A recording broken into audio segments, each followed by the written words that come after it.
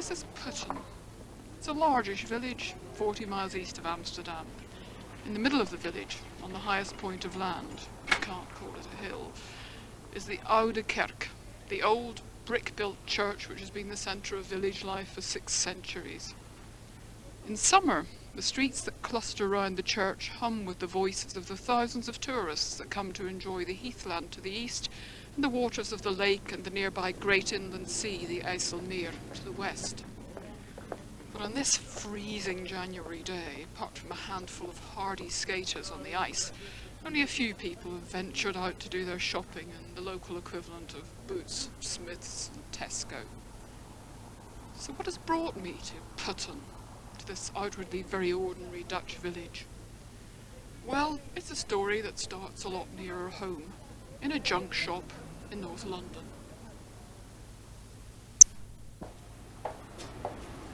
My name is Patricia Slattery, and this is where it all started. Back in 1988, I purchased a mirror. The mirror was in here. I remember seeing it over here. What was it that so attracted you at the time? It was a very elegant mirror. It's 1930s style. It was about 2.5 feet in height, painted in a rather dull grey-blue colour that I really didn't like, and it was my intention to strip the mirror down and repaint it. But I went ahead and hung it up anyway, and it was during a dinner party, and suddenly there was a crash. I was in the kitchen, I heard a crash, and the whole mirror seemed to come with a vengeance off the wall, literally in the middle of all the food. And my instant reaction was, this is a terrible bloody mess. I've just spent 2 hours preparing everything. And then you noticed there was this envelope. Well, I picked up the actual frame of the mirror to carry it out of the room, and just then there was a big piece of glass still lodged in the side of the frame, and behind that I saw this old brown envelope of letters that hadn't seen the light of day for years. Immediately I remember my heart really racing with curiosity and thinking, what on earth could this be?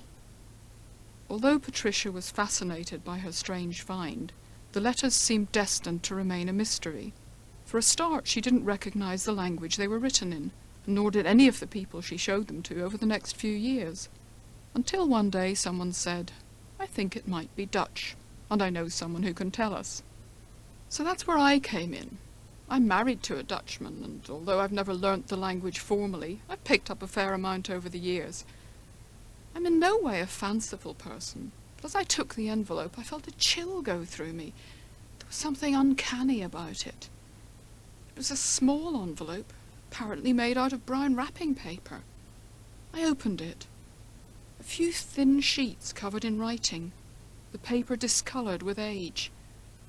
And then amongst the flimsy sheets I found a more solid object, an identity card issued in 1941 to a certain Jan Hemelrijk, identifying him as a person of partly Jewish blood. Well, I'd read Anne Frank. I knew what happened to Dutch Jews during the German occupation.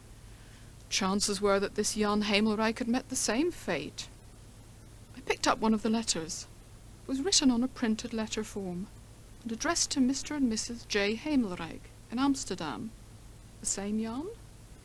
The date was September 1944. So he had survived that long and got married. The handwriting was not easy to decipher, but one phrase stood out immediately. Het zal hoogstwaarschijnlijk alles al achter de rug zijn. Vader is dood. My dear, dear children, it looks as though it's all over. Father is dead. No wonder I'd felt a chill at the very sight of the envelope. I read on. Yesterday, Dieneke finally got somebody from the Jewish Council in Arnhem to telephone the police station where he spoke to either Otter or Veenstra. He asked, "Have you had a Mr. Hemelrijk there?" "Yes." "What have you done with him?" "We killed him." The letter was signed Mother. In a slight state of shock, I put it down and took up another one. A long letter on 4 sides of A4 paper. Should be plenty of information here. Different handwriting. In the top right-hand corner, a place name. Putten. And a date. 8th of September, 1944. A few days before the other one. Dezelfde weg terug, Rie. Yeah. Yeah, you have to continue straight on, Rie, here. Now I must follow the map. Putten. Yeah, this is the village, you see. There must be a big church here. Yes. The letter started, Dear Jan. Ah, him again. Oh, and names from the first letter. Otter came round with a certain Veenstra from Arnhem, another bad apple. He slapped Mother in the face and called her a filthy Jewess, saying, by way of explanation, that as far as he was concerned, anyone who married a Jew was a Jew themselves. So Mother was married to a Jew. So it was Jan's father that was Jewish. Wait a minute, it's signed Leo. Presumably a brother then. Yeah, I got it. We must be here. See, this is a church, I think. That is a church where they rounded up all the males of Putten on the 3rd of October, 1944. Now hang on a minute. What's this bit?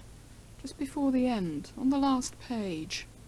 It seems that Father had immediately confessed to being a Jew at the police station in Putten. Where was Putten? I'd never heard of it. Must be a small place. Evidently somewhere near Arnhem. Ostweg. We'll have to ask some passers-by. There's a woman with a pram. Weet u misschien de Prins Hendrikweg? Hier het einde linksaf, die kant op. Ja, ja. Gaat u daar richting Garderen en dan is het ergens links. Dank u. Are we going in the right So, direction? yes, so it's somewhere to the left. I took the letters home and with the help of my husband deciphered them and translated them into English. Now we both really wanted to find out what had happened to these people, to complete the jigsaw. Well, and of course to return to them what was rightly theirs. Going by the identity card, Jan Hemelrijk would now be in his late 70s, if he'd survived the war, so he might be alive. Or there might be children. Leo's letter mentioned a baby, Miriam. Anyway, it was worth trying, though we weren't sure where to start. A few days later we had a visit from my Dutch in-laws, and of course we showed them the letters. Marianne, my sister-in-law, was just as moved and intrigued by them as we had been, and offered to help us track down the Hemelrijks. I wrote a letter to Putten, where the letter was written, and I asked if there were people from that family still living in Putten, or if they knew what happened to them. And a few weeks later, I received a letter from them with the names of the members of the family, and the letter from Putten told me that Dina and Jacob, the youngest son, went to Alkmaar after the war, and it could be that they still lived there. A few weeks later, I got a very long letter from the eldest son, Leo.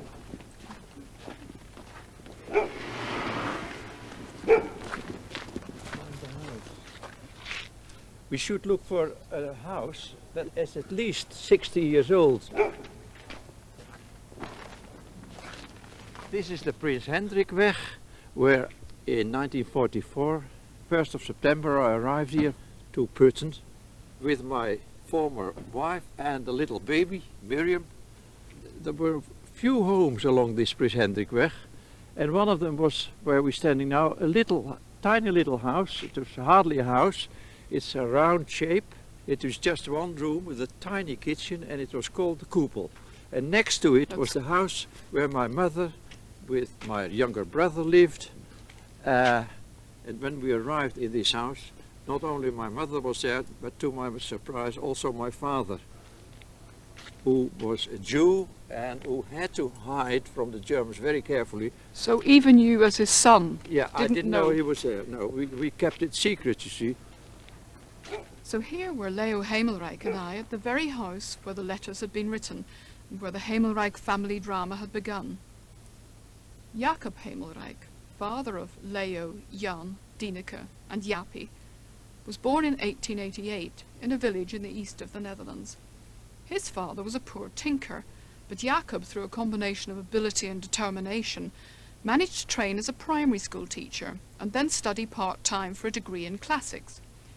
He ended up headmaster, rector as he was called, of the Gymnasium, the classical grammar school, in Alkmaar, a town north of Amsterdam, famous as the centre of the Dutch cheese industry.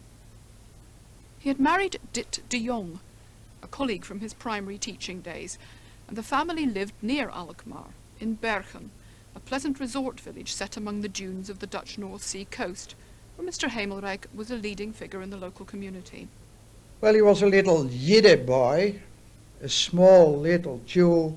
He was not very big, he was 1.5 meters, 154 or something. And he was very red in the sense of he was socialistic. Not communist, but socialistic. And he was called the little red rector. His daughter, Dineke. And he was a very beloved rector, very much admired.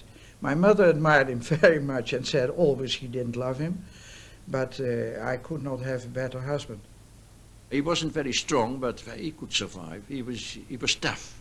He was a little tough Jewish fellow, and he was a marvelous man. And were you a happy family as Yes, children? absolutely, yes. And we had a lovely life. My mother was a very modern, progressive type. We could bring all our friends to our house, which was, of course, big and gave possibilities for hospitality. The Hemelrijk home was open house not only to the children's friends. In the late 1930s, it also sheltered a steady stream of refugees from Nazi Germany, both Jews and other undesirables. So the family was under no illusion about what might happen in case of war. The Netherlands had managed to remain neutral during the First World War, and in 1939 declared its neutrality once again, although it was obvious that the chances of this being respected were rather slimmer than in 1914. In September 1939, the eldest Hemelrijk's son, Leo, now aged 23, had been living in London for some time, improving his English. He had found work at the Permuted Water Softening Company, and his progress in English was much accelerated after he met there a young woman named Vera. And I said, why don't you come over to neutral Holland instead of in war-stricken England? This is the BBC Home Service. Here is a short news bulletin. The German army invaded Holland and Belgium early this morning by land and by landings from parachutes. The armies of the Low Countries are resisting. We married as hastily as we could, and on the 22nd of May, 1 week after we were overrun by the Germans, I was married to Vera Cooper, and her name was Hemelrijk, like my name. The head of the Hemelrijk family, Jacob, soon discovered the consequences of being a Jew in a German-occupied country. He was dismissed from his job, and not long afterwards had to leave his wife and their youngest son in Bergen, when the order went out for all Dutch Jews to move to Amsterdam. Feeling danger closing in, Jacob Hemelrijk dived, as the Dutch put it, underground, helped by his son Jan, who'd been working for the resistance in Amsterdam since the beginning of the war. Registration document, as laid out in Article 9, Paragraph 1 of Order Number 6 of 1941 of the State Commissariat for the Occupied Territory of the Netherlands regarding the registration of persons of wholly or partly Jewish blood. Number 38, to Hemelrijk Jan. Date of birth, 28th May 1918. Place of birth, Arnhem. We did underground work. We helped mainly Jews to escape from the Germans by hiding addresses for them, by taking care of their food coupons and their papers, their persoonsbewijs, their identity papers. that was very dangerous, really. And it was difficult because many of these Jewish people could not go on the streets because you could see that they were Jewish and had to stay indoors. And sometimes in the attic or something like that. And that was terrible. Then, if you were a Jew, you were never sure of your life. But if you were not a Jew, if you were an ordinary Dutch Then, person, then the danger was there that you were taken to Germany to work. They needed Dutch labor, you see, and Dutch people didn't like to go to Germany because you were bombed there. It was awful to be sent there. I ran that risk as well, to be picked up and be sent to Germany as an ordinary Dutchman. I had no religion. I wasn't brought up with religion at all. So I was a normal Dutchman, and that I had some Jewish blood has never, except that I was sacked the day that we were occupied by the Germans. I was sacked at once because in the office they knew I had Jewish blood. in the next few years Leo went through a couple of jobs and had the odd narrow escape. He and Vera occasionally helped brother Jan out by hiding someone in their Amsterdam flat. His mother and Jaapie had meanwhile moved to Putten, where they had moved in with Mrs. Hemelrijk's brother and his wife. They had had to leave their home in Bergen earlier in the year, when the Germans, half expecting an Allied landing on the Dutch coast, had evacuated the whole area. In Putten they were secretly joined by Jacob Hemelrijk, who lived in the house ostensibly as a lodger, with impeccably forged papers, provided by Jan, proclaiming him to be one Benjamin Picard. But when your father lived here, did he have to literally hide in a small room or an attic or something, or did he just stay in the house? Yeah, well, he stayed at the other side, and my father used to watch the birds there, waiting for the liberation that didn't come. We're walking here along the path to the koepel, it's English cupola. In fact, it's not so much a cupola as a haystack, isn't it? It's hexagonal, the looks of it, and it's got a pointy thatched roof with red doors. It's a summer house, an ideal little holiday cottage. And there's actually somebody in. Yeah, there's actually somebody in. That's good. Goedemorgen. Ja, we komen hier. We had a child, Miriam, our first, born in 1944, the 11th of June. And after about a month, we decided that we should show the little grandchild to my father and mother. So we went by train to Putten in the middle of our country, and we visited my mother and my Jewish father. Thank you. So we're just going into the house. The present owners have invited us in. Vera and I were staying in a very, very small romantic house. It was almost a hut from wood, near a big villa where my father had found refuge with my mother and my youngest brother Jaap. The lady of the house is complaining that it's a bit untidy, but it's not a large room at all. Dit huis, daar zat mijn moeder dus. You'd brought your wife and your baby to stay here. Your parents were next door. And so what happened on the night of your father's arrest? Well, it was the first night that we arrived. In the middle of the night, there was a rumble at the door, and I opened it in my pajamas, and in came Egbert Otte, a policeman, a Dutch policeman in the service of the Germans, more or less. He was pro-German, you see. And he asked my identity card. I showed it to him, and I was flabbergasted and afraid, of course. After all, I was half a Jew. And he showed me a photo of my father, which he had just found in the house next door. When he said, "Do you know this guy?" I said, "No, never seen him." And as far as I can remember, he looked at in the cradle where the baby was, and we were scared that he would do something, but he left again. But they'd been looking for a radio. Not in this koepel, not here. So after about half an hour, I thought the coast is clear now. So I dressed and I went to the house next door to my mother and found her very upset. And she said, "Daddy has been arrested and they've taken him with them." And there were 8 men, auxiliary police, Gestapo, fellows, Dutch fellows, and they all came to the house with a police dog, a Bouvier, it's a police dog, all to arrest one little Jew who had done nothing at all. But in the middle of the night, at 1 o'clock in the morning, they came up. It's you can hardly believe it. Sunday afternoon. Jan, unfortunately, I didn't find you at home. I came to tell you that Father has been arrested. Henk knows about it, so if you want to know more, you can ask him. Excuse this scrawl. I'm in rather a state about it. Leo. The police, it turned out, had had an anonymous tip-off. Otter, who was the leader of the gang, he had this little anonymous piece of paper that was written on it, Jew with radio is in hiding at Prince Hendrik Road, number 59. That's why he turned up in the middle of the night here, because they were so anti-Semitic. When they could get a Jew, that was a joy to them, you see. After the war, Mrs. Hemelrijk tried to discover who had betrayed her husband, but without success. Leo, however, has his suspicions. Auntie Sien, the wife of my mother's youngest brother, and my mother were always rowing. She was nasty to us. So you suspected it might have been Auntie Sien? Yes. Nobody else knew that my father was hiding here. Nobody knew. Only Auntie Sien knew it, and my brother.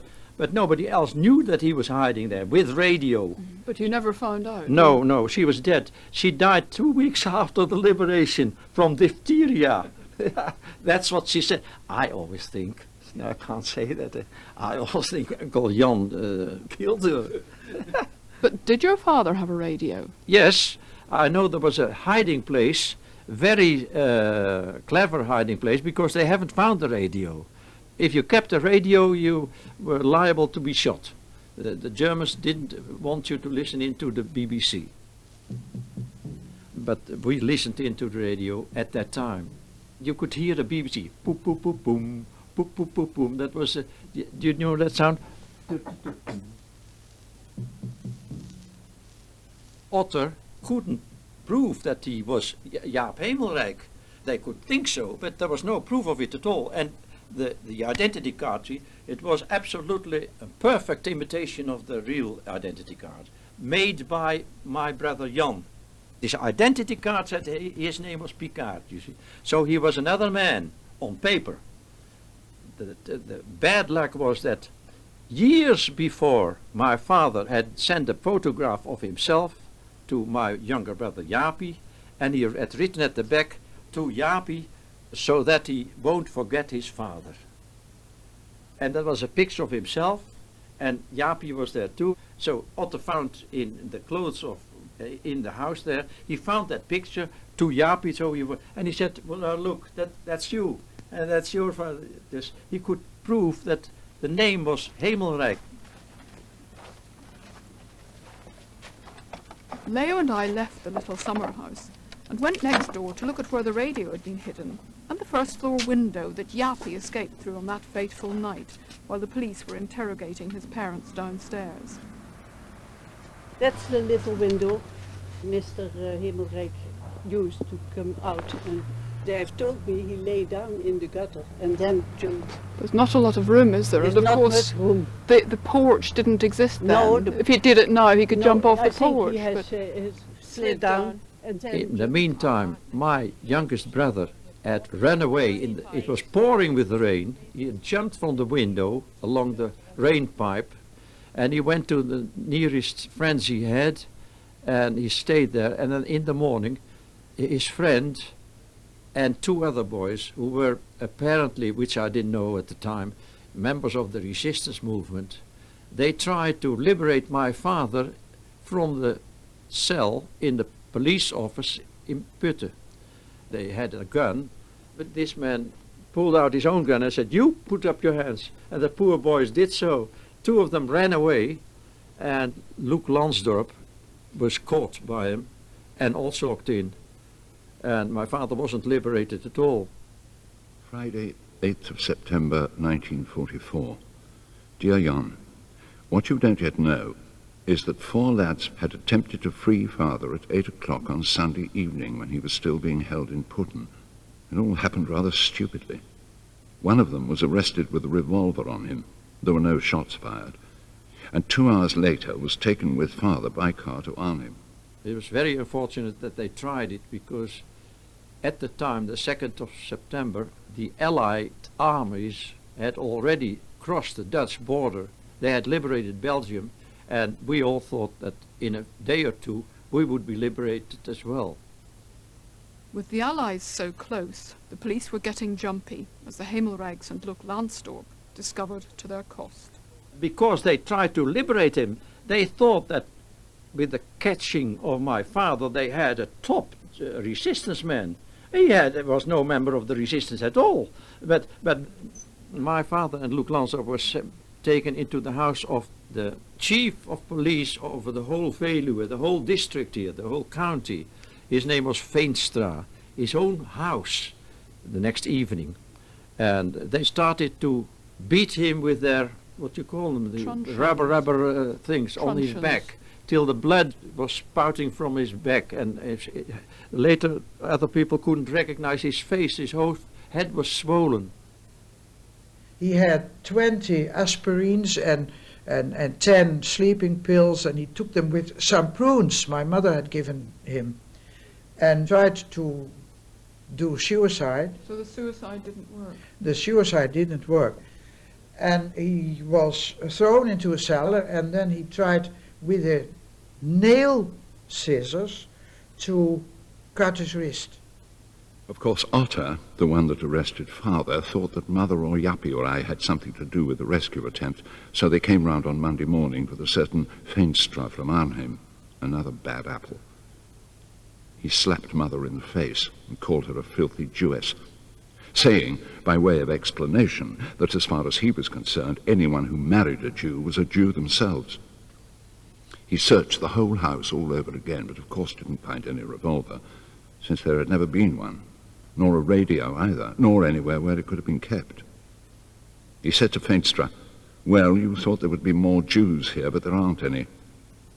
I suppose you're another half-breed," he said to Vera, who answered that she wasn't. They took mother away with them. And my mother, they haven't kept her long. I don't think she stayed a night, maybe one night. In the cell where mother was kept, she found 4 poems written by father in pencil on the walls. From them it looked as though he was reconciled to his fate. Father had also left behind 4 plums wrapped in a piece of paper. Mother said he'd left them for her since he knew she would be coming there too.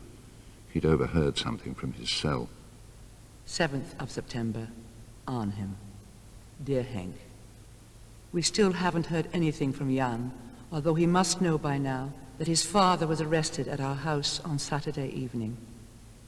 I was also arrested the following morning at 6 o'clock. In the police cell were poems by father, calm and prepared for death, no expression of hope, but no despair either, calm and forbearance. Leo, this is absolutely amazing. This is the wallpaper from the cell where your father was kept. These are the poems that he wrote in pencil on the wall, and that your mother found when she was in the same cell the next day. I've never heard of a police cell with wallpaper on the walls before. I think they may have done it because it was too damp in the cell. It's gold with white on, in what one would always think of as a batik design. And there are how many? 1, 2, 7 little pieces of poetry. His testament, if you like. He thought that he was about to die. Yes. This was the last thing that he would write. Wie weet of leven beter is dan sterven. Wie weet of leven niet veeleer is derven. Wat schoner is dan schoonheid. Who knows whether living is better than dying? Who knows whether living is not about losing what is more beautiful than beauty, better is than wisdom, higher is than virtue? Het gelijkmakertje. Ik ben tevreden met mijn lot. My fate is sealed. I am content. And even the most terrible end can only serve to balance out the brimming scales of my rich life. Beaten, kicked, insulted, cursed, I craved the suffering which would quench my hate. Nu ken ik de mildheid niet. Now I know a generous heart is not to nobly turn the other cheek, but rather look the victor in the eye and smile acceptance with my soul. My life is done. It shone magnificent as the world's first day. Now morn has turned to eventide, and God's own laughter dies away. The last one is dedicated to his wife, my mother. Jij bent de vlam. You are the flame that warms my frozen frame, the weeping heart that trembles with your love. You never sought God in pew or prayer, yet followed his commands with a pure heart. In zuiver hart beleden. Reading her husband's poetry, Mrs. Hemmelreich was no doubt wondering about her own probable fate. But she turned out to be luckier than her husband. That same Monday, all sorts of wild rumours started circulating. Parachutists seen over the Veluwe, Breda liberated, fighting in Rotterdam. Otter legged it with another nasty policeman, whereupon the good policeman took matters into his own hands and let Mother go before Otter could do anything more to her. That was Tuesday morning. But then the Dolle Dinsdag, that was a Tuesday, Mad Tuesday, when everyone who was pro-German went on the run, because we thought that the Allies were entering the whole of Holland. The next day, when my father was there, you had that Foulet Tuesday, and they emptied the prisons and sent them all to Vught. And from Vught, they sent big transports to Germany. 12th September. My dear, dear children. It looks as though it's all over. Father is dead. Yesterday, Dineke finally got somebody from the Jewish Council in Arnhem to telephone the police station where he spoke to either Otter or Veenstra. He asked, "Have you had a Mr. Hemmelreich there?" "Yes." "What have you done with him?" "We killed him." I am sure that our daddy is dead. He felt it coming the last few weeks.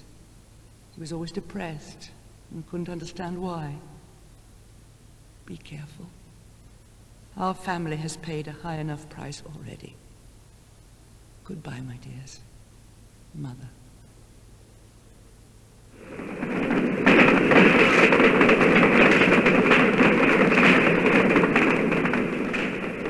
That letter was dated 12th of September. 5 days later, the Hemmelreich's private tragedy was overtaken by a much larger disaster. The Allied push that had been expected on Dolle Dinsdag finally happened, and Arnhem became the site of one of the biggest battles of the whole war, as airborne troops were dropped to try and establish a bridgehead on the Rhine. Strong formations of airborne troops were dropped in Holland shortly after noon today, Sunday, September the 17th. Never in this war has there been such a display of Allied... To the people of the southern areas of the Netherlands, the hour for which you've been waiting so long has struck. This aircraft with no flak suits, no armor plating on the ship. We're down just about to the drop altitude now. Then, of course, in the 17th of September, I've seen them, the gliders, the airplanes, British airplanes that came over Putten and went to Arnhem and dropped the parachutes.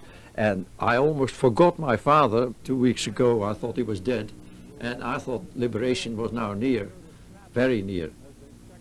And the Battle of Arnhem, well, I don't have to tell you, but they lost it. The defeat at Arnhem condemned the Dutch to another 7 months of German occupation, the worst months of the entire war as it turned out. But fate had an especially hard blow in store for the village of Putten. On the 1st of October there was a raid from the Dutch resistance on a German car. This car was carrying German soldiers? Yes, one of the German officers was wounded, then he was captured by the resistance movement. Evert de Graaf, chair of the October 44 Foundation of Putten. It was an attack on a German car with German officers in it. which was reported to the German High Command in The Hague, and they ordered a raid on Putten. And then next what happened, Putten was invaded by Nazis that ordered all the men into the church, and they had to sit there and stay there all night, and the next morning 650 men, it was a small village, were put on a train to Germany. I'll just go in now. Evert took me to see the memory room, the little museum which commemorates the atrocity. It's a small circular building, starkly modern in style, walled partly in glass. And inside, a series of panels tell the horrific story that has made this place, along with others such as the Czech village Lidice and Oradour in France, a byword for German wartime atrocity. So we've got several photos here. There's one with, this is a fire presumably on this photo. A German officer, and his name was Vollriede, and he went to the old church, and then he climbed on the pulpit, and he announced that they want to set on fire Putten. And so he made that, he actually announced that he was going yes, to, he announced they were going to burn Putten. And then they set Putten in fire, and about 110 buildings were burned down at that time. The deportation of all the men aged between 18 and 50 meant particular hardship for Putten during the so-called hunger winter of 1944 to 45. It was an exceptionally cold winter, and a combination of strikes by Dutch workers and reprisals by the Germans meant that there was no electricity, no fuel, and no food in the shops. In April 1945, the Netherlands was finally liberated, and the people of Putten looked forward to the return of their men. Their confidence was premature. It was a very hard time, of course. In the last period of the war, everybody hoped that their man or son should return to Putten, and it was only known at the 9th of May. Then our Reverend announced again in the old church in Putten a lot of names. He had a list with all the names who had died in the camps. In 1944, Martin Janssen was 17 and so escaped deportation by a whisker. So he was in the church on the day of the announcement. When the pastor read the names of 157 persons they should not come back, there was a cry in the church. Every man cried while they heard there were so much people they did not come back. But what of the Hemelrijks? Well, living on the very edge of Putten, they managed to escape and hide in the woods the night of the atrocity. And they survived the hunger winter, Jan in Amsterdam, helping to save who knows how many lives, and the others in Putten. With the liberation came unexpected news. When Putten was freed by the Canadians, I was in the West, so I couldn't go back. And I came home the 7th of May. And the day that I came there came a friend of my youngest brother, and he said, I have listened to the radio, and he told us that he had heard the name of my father. He was in Noord-Brabant, in the south of the big rivers. And the next day, I was hanging the wash in the garden.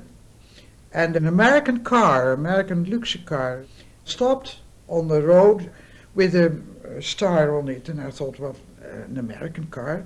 The Canadians come here, but not an American. Well, maybe it's father. So I went to the gate, and he was there already. And I said, Mother, Mother, there's father, Mother, I called. And then he came in, and my mother came, and he came in, and yes, I think 2 or 3 hours told his story about the concentration camp and what had happened. He had his survival to thank for an old friend. They were all social democrats. One of his best friends was the leader of the party, Koos Vorink, and he was locked up in Buchenwald. The Germans were careful with Koos Vorink because they thought they could use him in the peace talks perhaps afterwards. He was a powerful man in Dutch politics. So when my father arrived there, he ran into Koos Vorink. So he made sure that my father was not recognized as a Jew. They said, you're an ordinary Dutchman and you are not going to the Jewish part, you stay with us. But anyway, he survived and he died when he was 85. And so they had a happy ending, and my father had a life which was tremendous. 4 healthy kids and a wife that he absolutely adored. The story that began at a London dinner party was coming to an end. The pieces of the jigsaw were all in place. And the picture it showed was a much wider one than I had ever imagined. The horrors of war seen through the lives not only of one family, but a whole community, a whole nation for that matter. I never found out how the mirror got to London, and the empty frame was put in a cupboard and accidentally thrown out when Patricia's flat was redecorated. But all the Hemmelreich children are still alive. Leo is an incredibly young 80-year-old, and the letters are now back with their rightful owner, Jan. As we talked about his resistance work, I asked him whether he remembered hiding those letters in that mirror. I must have put them in that mirror, because, well, we had all kind of hiding places for papers. And these I didn't need anymore. So we hid them in that mirror and forgot all about them. I forgot all about the mirror too. And it's very nice that they are surfaced. The Letters in the Mirror was written and presented by Liz Barnes, with readings by John Moffat and Carolyn Jones. The programme was produced by Simon Elms.